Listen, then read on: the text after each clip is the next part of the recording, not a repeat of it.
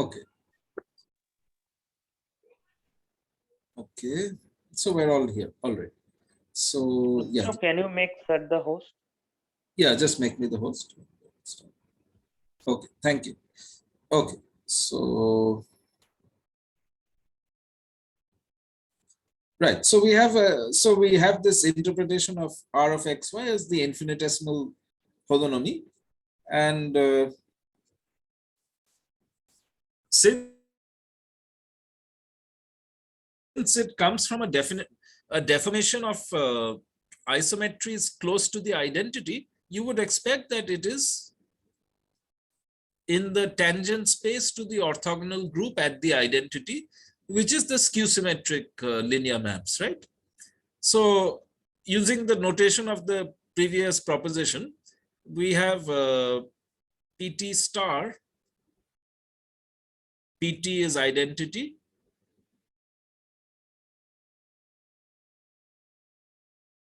Right? Because PT is an isometry. So that implies, so PT star by the previous proposition, I can write as identity plus T squared R of xy plus little o of T squared star into identity plus T squared R of xy plus little o of T squared equal to identity. So then I expand this product out. So that will give me identity plus I'll have T squared order T squared terms. So T squared Rxy into identity. So T squared Rxy star into identity plus I'll have a T squared Rxy into identity, right? So that will give me a T squared Rxy star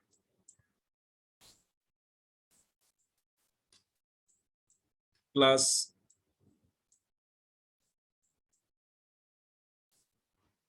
Rxy.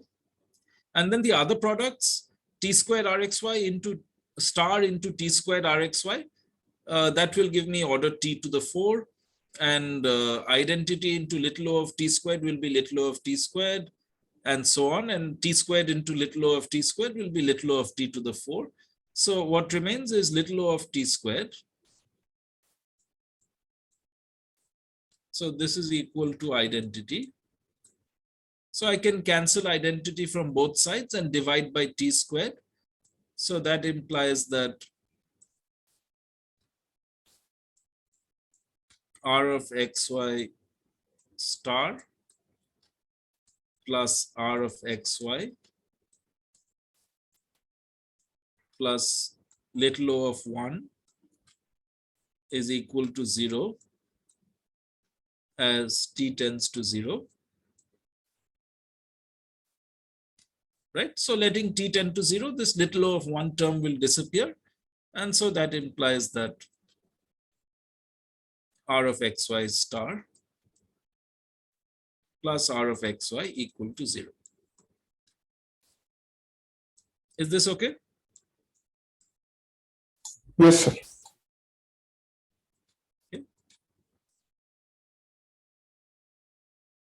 So we have this important property of the curvature operator that it takes values in skew symmetric matrices or linear maps. Okay.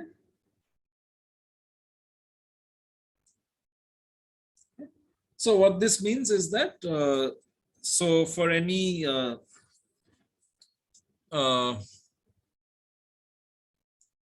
so define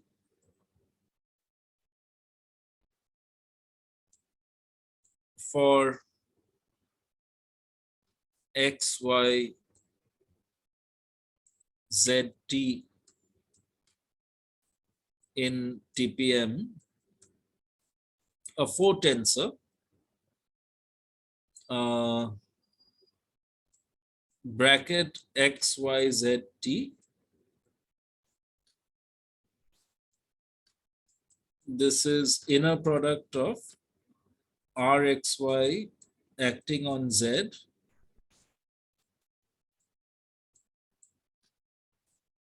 T. Okay. So this completely determines R of xy, right? Because if I know the inner products of it acting on Z with every T, then I know R of xy Z for every Z. And so therefore I know R of xy, right? Yes, So sir. this formula is equivalent to the tensor R, all right? So sometimes people talk of the curvature tensor as this 0,4 tensor, right? This is a 0,4 tensor.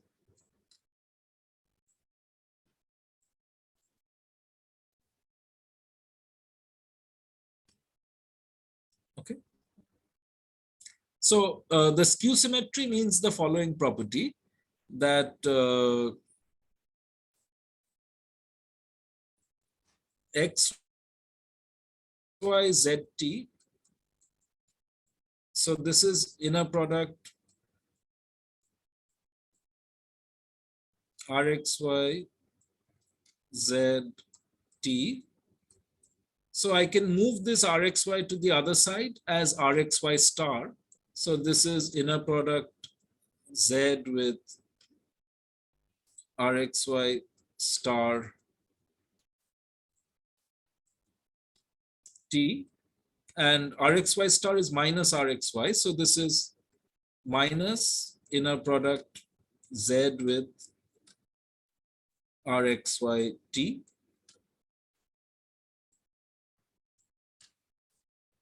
Okay. So this is equal to, so we get this following property, that xyzt is equal to minus of xy, and this I can write as xytz, right? So this is minus of xytz. All right. Okay. So so this allows us to define something called the sectional curvature of a two-dimensional subspace of the tangent space. So let me define that. So in the notes here, first of all, for an inner product space V with inner product this bracket, we define the norm of x wedge y squared elements of V as inner product xx into inner product yy minus inner product xy whole squared. Okay. It turns out actually this defines a norm squared on the wedge on V wedge V. This x wedge y is actually an element of V wedge V, and the inner product on V induces an inner product on V wedge V, and this right hand side here turns out to be the norm squared of a element of V wedge V. Okay. So you can see this is always non-negative by the Cauchy-Schwarz inequality, right? This is always greater than or equal to 0. Okay. Yes. Yes, yes. And it is 0 if and only if x and y are linearly dependent, right? So if x and y are linearly independent, then this is non-zero, right? This is positive. Okay. So now we define the following quantity called sectional curvature. If P is a point in M and sigma is a two-dimensional subspace of TPM, okay, so any two-dimensional subspace of TPM, then the sectional curvature of M in the direction of sigma is defined to be K of P comma sigma. So this is a function of two planes in the tangent space at all points of the manifold. Okay. So this is defined to be inner product of Rxy xy, inner product of Rxy x with y divided by norm of x wedge y squared. where x comma y is any basis of sigma. Okay, so sigma is two-dimensional. You take any basis xy of sigma. So then norm x wedge y squared is positive, as we just noted, because x and y are linearly independent. So the denominator is non-zero. So this is at least this division makes sense. The thing we need to check is that this is well defined. That is, this only depends on sigma. This does not depend on the choice of basis of sigma.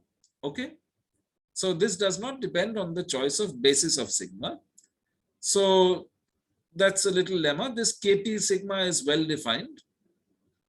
So the point is, this is just linear algebra in a two-dimensional vector space. We can pass from any basis xy of sigma to any other basis x prime y prime of sigma via these following elementary operations. You have the linear map, which, so by these elementary linear maps, xy goes to y comma x, and then xy goes to lambda x comma y, and then xy goes to x plus lambda y comma y. All right. Okay, we can go from any basis of sigma to any other basis via these following elementary operations. That is all right? Yes. You believe that? Yes? Yes. Okay. Yes.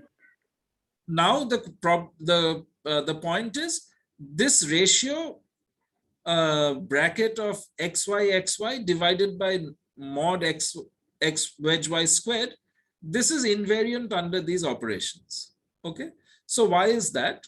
All right, so let's look at the first operation. So if I interchange x and y, right, to become yx, then what happens? This becomes yx.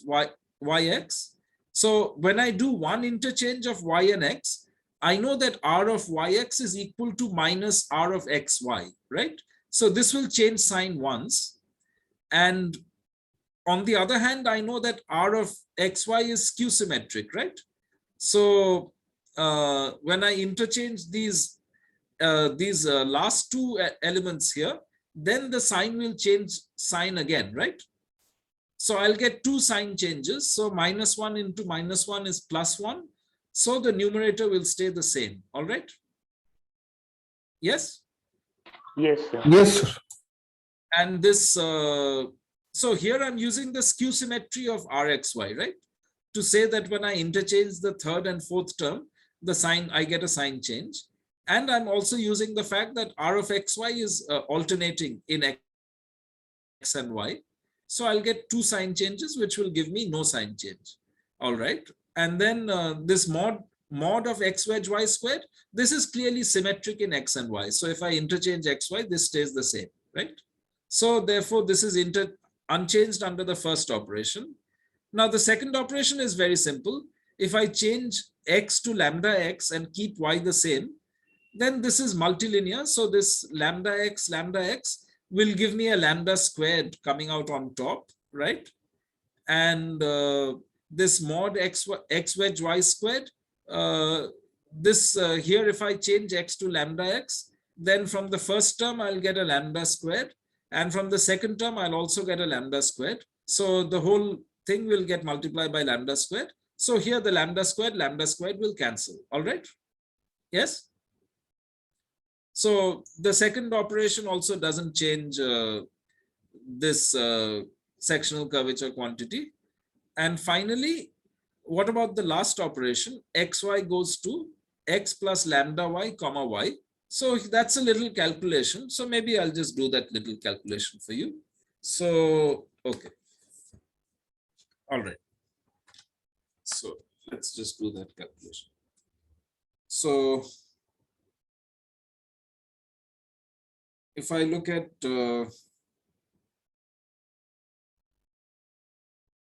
x plus lambda y,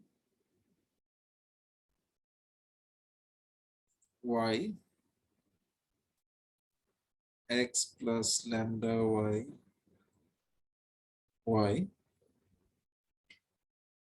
okay. So this is equal to, by multilinearity, xy plus so I'll have this lambda y and then these other terms. So I'll have lambda of y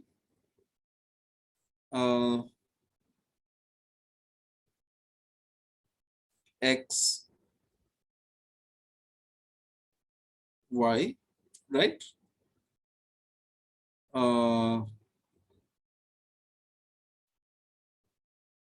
Plus I'll have xy, and then I'll have this lambda y here, so that lambda will come out. Lambda y, and plus I'll have a term lambda squared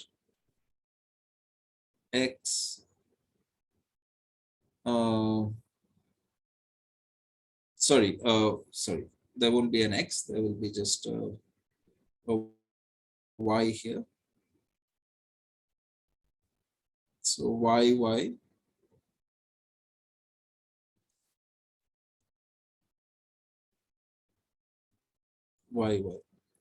right? This is correct.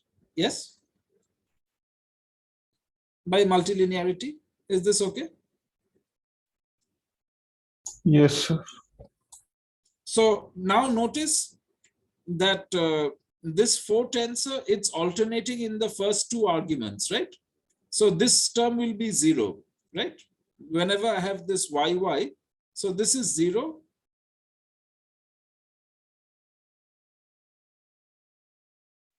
Because this is alternating first 2 arguments, right? Yes. Now, similarly, this y here will also give me 0 because it's alternating in the last 2 arguments. That's what we've seen above here, right? This is 0 because alternating in last 2 arguments. And similarly, this y, this whole thing will also be 0, right? But because it's alternating in, well, in the first 2 arguments. Okay. All right. Yes.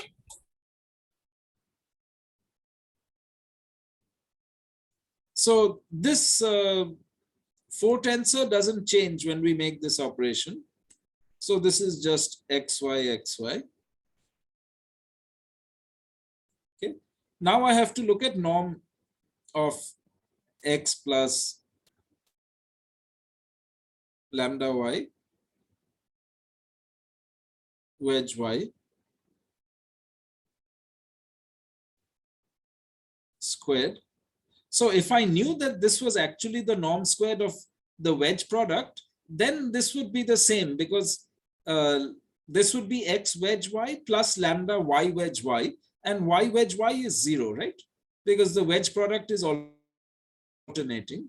So y wedge y would be 0. So this would just become x wedge y. But I don't know that this is really the inner product on the wedge product v wedge v. So let me just do this calculation. So this is inner product x plus lambda y, x plus lambda y,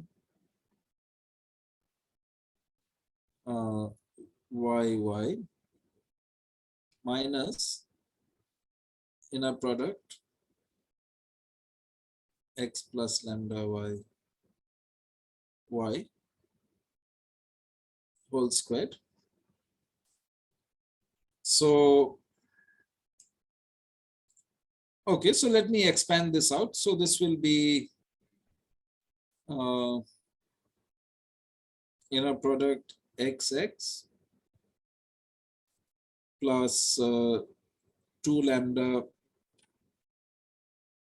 inner product xy plus lambda squared inner product yy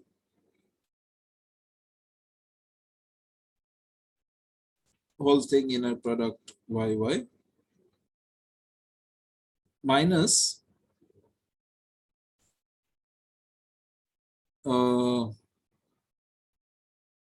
So here, what happens when I take this square? So this is inner product xy plus lambda inner product yy. So when I take the square of this, I'll get inner product xy whole squared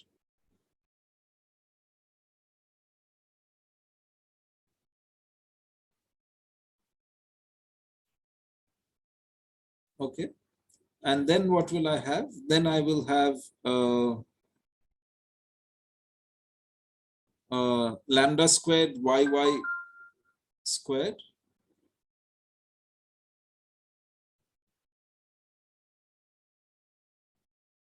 and then I'll have 2 lambda inner product xy inner product yy, right? So you'll see this 2 lambda inner product xy times inner product yy will cancel with this 2 lambda xy inner product yy. And then this lambda squared inner product yy inner product yy will cancel with this lambda squared inner product yy squared. So this will finally just give me inner product xx inner product yy minus inner product xy whole squared. Right? Is this okay? Yes. So this doesn't change. So this is inner mod of x wedge y squared. Okay, so neither of these changes under the last operation. So the ratio is unchanged. That's it. Okay. So the sectional curvature is well defined. All right. So why am I interested in this sectional curvature? So one reason is algebraic. The algebraic reason is that, so I'm not going to talk too much about the curvature tensor. I've got the properties that I need. It's alternating in xy and R of xy is skew symmetric. These are the 2 properties I really need. I don't need the other properties. But let me just say for you that the curvature tensor, the 4 tensor satisfies these 4 identities. All right. So this first identity is something called the Bianchi identity. So I won't do the proof. We won't need it. The second identity is just the alternating property in the variables x and y. This we know. The third property is the alternating property in z and t. In other words, this is the skew symmetry of R of xy. This we know. And the last property I won't do also. It says you can interchange the pair xy with the pair zt, and this 4 tensor doesn't change. So this uses the Bianchi identity. So I won't do this. All right. So anyway, the point is if I have a 4 tensor which satisfies these 4 symmetry conditions, then it is completely determined by knowledge of all these sectional curvatures. In other words, these quantities xy divided by mod x wedge y squared. Knowledge of all the k sigmas determines R. All right. So if I have 2, in other words, if I have 2 4 tensors R and R prime which satisfy these 4 identities, these 4 symmetries, and if these quantities k sigma for R and k prime sigma similarly for R prime, if those are equal for all sigma, then R is equal to R prime. Okay. So this is done in DOCARMO, but we don't need this. I mean, I'm just saying that this is why these, at least algebraically, why these sectional curvatures are important, because they determine the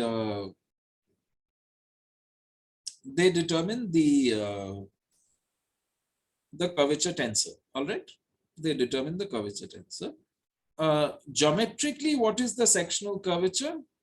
Geometrically, we won't prove this. This takes a bit of work to prove. So geometrically, sectional curvature is the following.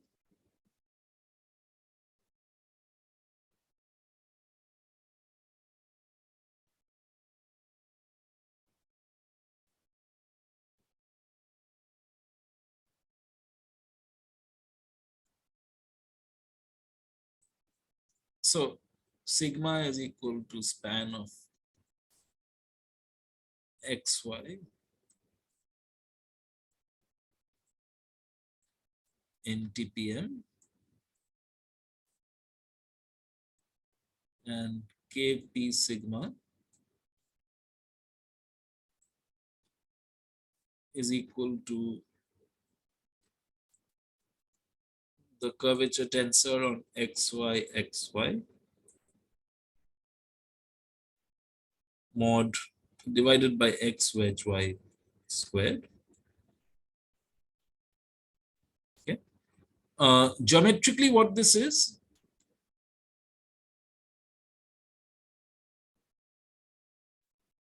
the following.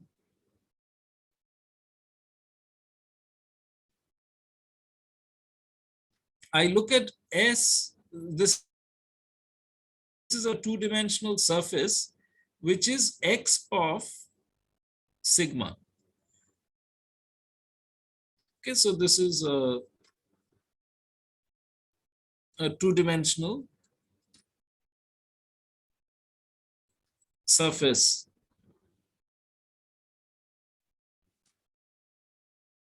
in M. So near P, the exponential may not be defined everywhere if the manifold is not complete. So at least it's defined near P, right?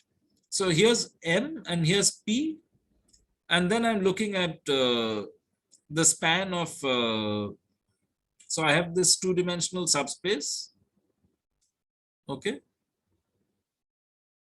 This is sigma in TPM. And then I look at exponential of this. So I look at all geodesics which are tangent to sigma. All right. So that will give me a surface passing through P. And well, this is a very bad picture. I don't know how to draw it. I'm sorry. Okay. So, okay, well, maybe I'll try and make it a bit better. 1 second. Yeah. So it could look something like this. All right. So this is your surface. Does this look a bit better? Tangent to sigma? Yes. Okay. This is Okay. S in M. Okay. And Kp sigma, it turns out it is equal to the Gaussian curvature of this surface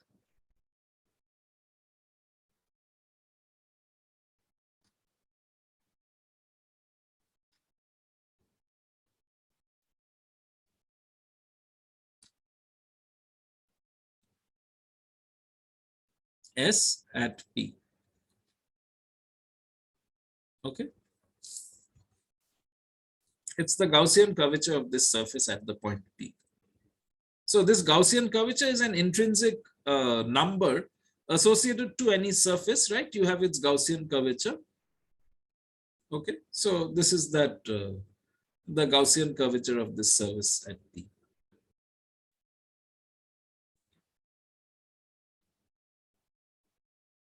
So we won't prove this. I'm just stating it. You can find the proof in DeCarmo in the chapter on immersions and the second fundamental form. I forget, it's chapter 7 maybe or 8, I think. There's a proof there. Okay. And what is another geometric interpretation of sectional curvature? It's in terms of divergence of geodesics. So second order divergence of geodesics. So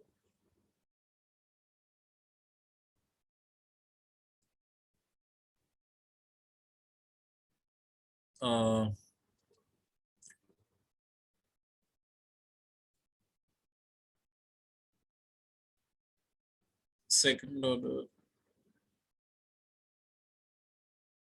divergence of geodesics. So what do I mean by this? So let me take XY in TPM.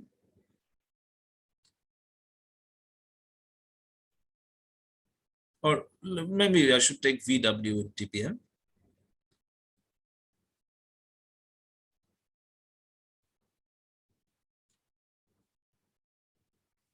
which are of norm 1 and orthonormal.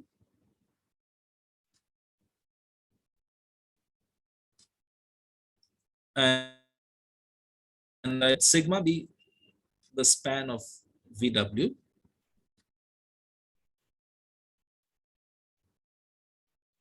Okay. And I let xt, yt be geodesics such that ddt of their initial velocities are v and w. Okay, so I take geodesics in the directions of v.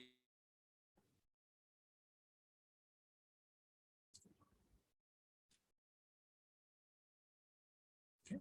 So then I have this following picture that so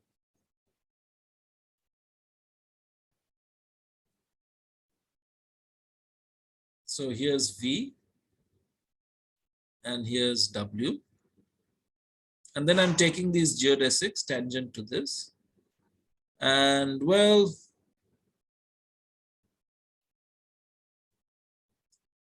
they could look like this, or maybe the geodesics could look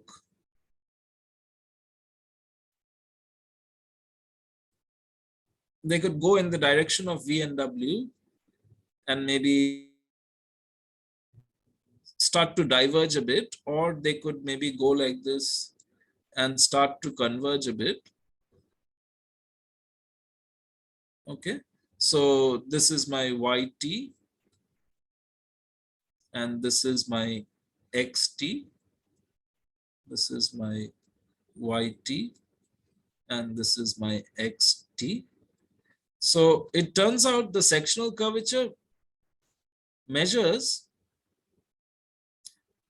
how far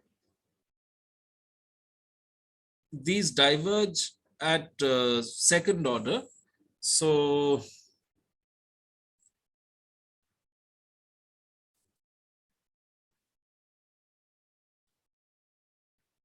if I look at the distance squared between xt and yt, okay,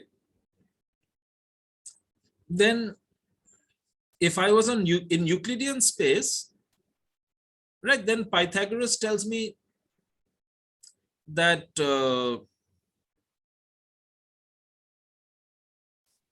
this distance is t and this is t, so this should be this squared should be 2t squared, right? This should be 2t squared in Euclidean space, right? But what happens is if I look at order terms in this as t tends to 0, then it turns out there's some constant, I think it's 1/6 or something, I forget exactly. So there's some universal constant C0, okay, times the next, which is positive. So it's 2t squared minus a constant times this k p sigma into t to the 4 plus higher order terms.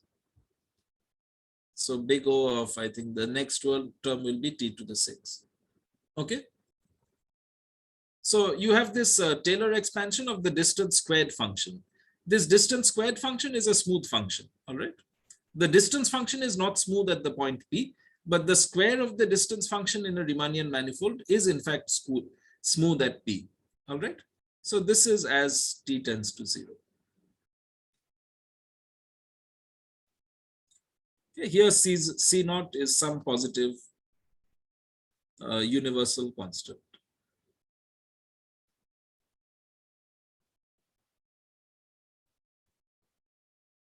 So what does that mean? That means if k is negative, then the distance will be slightly larger at next order than it is in Euclidean space, right? So this will be the picture when k is negative. In negative curvature, geodesics will tend to diverge a bit faster at higher order than they do in Euclidean space. And this is the case when k is positive. In positive curvature, these geodesics will tend to converge a bit faster than they do in Euclidean space. Is it clear? Yes. Yes, sir. Okay, so these are two geometric interpretations of sectional curvature. So I won't be proving either of these, but it's just good so you have a picture of what sectional curvature is. Other than being some algebraic thing, it's not just algebraic, it has a geometric interpretation. Okay? Is it all right? Any questions?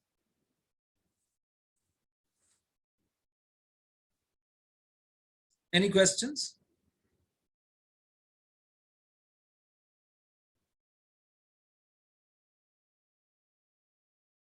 So this negative sectional curvature, you can see in the example of the hyperbolic plane. So there the tangent space is two-dimensional. So the sectional curvature at each point is just one number, right? It's just the sectional curvature of the tangent space. So here Kp is constant equal to -1. And the other example is S2. So here sectional curvature is constant equal to +1. Okay. So we won't prove this. We'll prove it for H2 later in the course. We'll prove for Hn, the n-dimensional hyperbolic space. That we will prove actually has constant sectional curvature in all directions.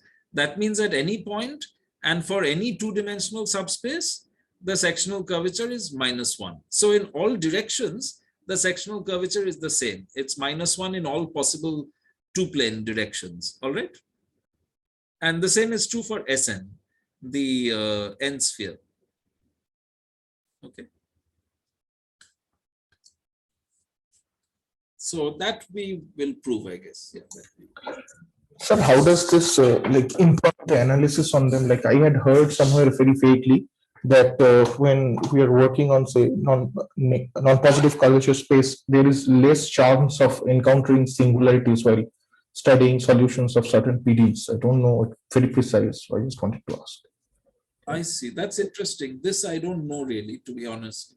That is the topic of geometric analysis, something I'm not really familiar with. I mean, manifolds, right? So, yeah, I don't know. I can't really say anything about that. I can't say. Okay, sir. Yeah. Okay, there's less than a minute. So let's end this meeting and then we'll start another meeting. All right? Okay. So I'm stopping this meeting and we'll start another one.